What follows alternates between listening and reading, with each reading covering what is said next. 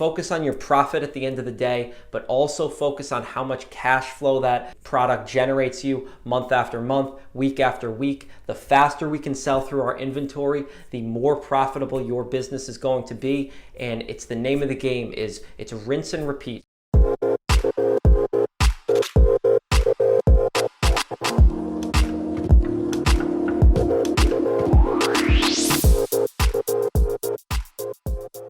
What's going on YouTube? Welcome back to my channel. For those of you who are new, my name is Brad Sherman, and on this channel we explore tips, strategies, and experiences that I have had that will help you start and build up your Amazon FBA wholesale business. In this video, we are going to cover my top 3 biggest mistakes in Amazon FBA wholesale. So my hope is that you can take these mistakes that I have made in my business and learn from them so that you don't make the same mistakes or similar mistakes moving forward in your business.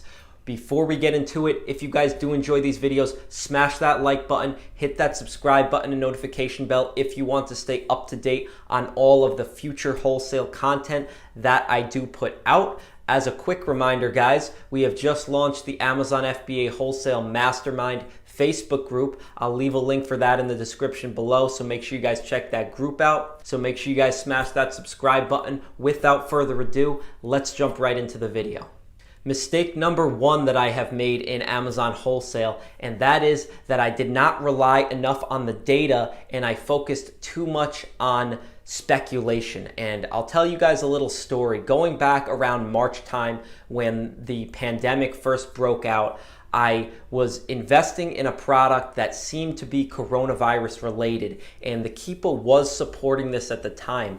There was a rapid increase in sales velocity during that 2-week period when we first started seeing the trickling effects of the coronavirus and the country went into quarantine.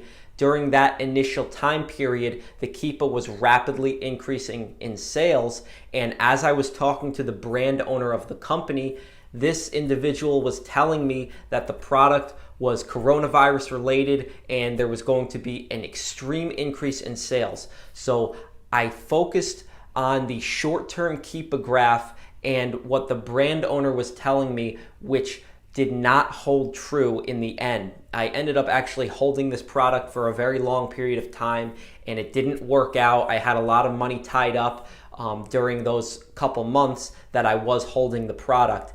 And the Keepa did not prove true because I relied too heavily on what the brand owner was telling me about the product and the phone conversation that I was having, as opposed to the overall Keepa graph all time and over the course of a full year, not just what was taking place in March. So it's really important, especially now with these ever-changing times, that we focus on the overall Keepa and the overall sales velocity of products before we make investments, as opposed to speculation. And this is something that I learned from this mistake. So it's really important that you guys do purely focus on the data. This is a total numbers game. No emotion should come into play.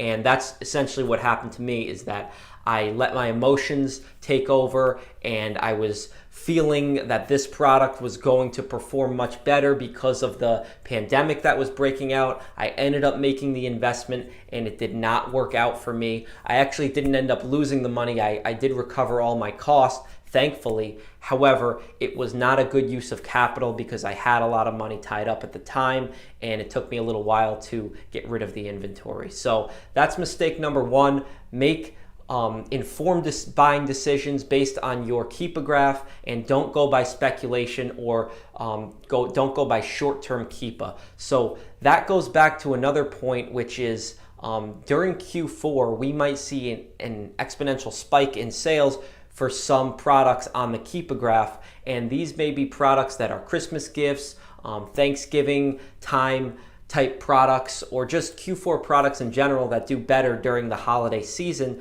So we want to make sure that if you're ordering those products for Q4, that they are in fact for Q4 and you're not over ordering in a sense where you would hold too much supply throughout the rest of the year because maybe those products don't sell as well the rest of the year. So really important tip there, guys. Let's jump into mistake number 2. Mistake number 2 that I have made in Amazon wholesale, and it is a bit similar to mistake number 1, but it is focusing too heavily on one seasonal product. So I actually had a product that performed extremely well during the late springtime, early summertime, and what ended up happening was that my sales actually dropped after this high season of selling of the product. So we want to make sure that we're not focusing and relying too much on one specific product, especially if it's seasonal. The name of this game is to diversify your investment and go wide as opposed to deep in single SKUs. And the reason for this is that it mitigates a ton of risk for one, and also if one product drops off or if one wholesale account drops off for one reason or another, you have a bunch of others to rely on. So that's the key when it comes to relying on certain products, is that we don't want to focus too much on one product. Even though if this product is a great performing product, that's great. Take that product, add it to your inventory, but also invest in other SKUs as well and diversify across a bunch of different categories, because things happen, things come up with companies. Sometimes companies end up, they might release you as a seller, and this does happen. I'm actually working with a company right now, and I was fortunate enough to be one of the very few sellers that they kept on the listing. The company actually dropped off a bunch of sellers. So this can happen, and we want to be mindful of that every wholesale account that you have is not necessarily 100% guaranteed. The longer you've been with the company, the more your purchase orders are every month, the more likeliness that you are going to sustain that wholesale relationship with the company. However, nothing is ever guaranteed, so we want to diversify our investment as much as possible. Let's jump into mistake number 3.